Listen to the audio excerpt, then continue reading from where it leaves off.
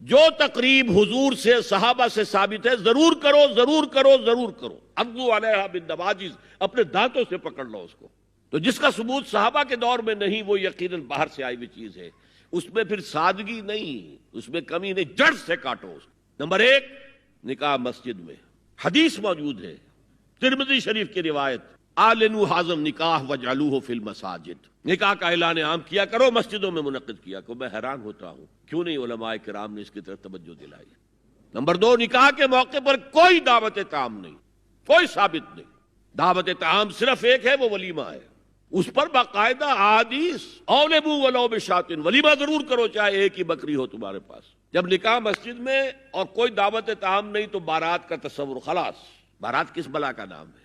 قرآن میں تو کوئی ذکر ہی نہیں، عربی میں یہ لفظ ہی نہیں۔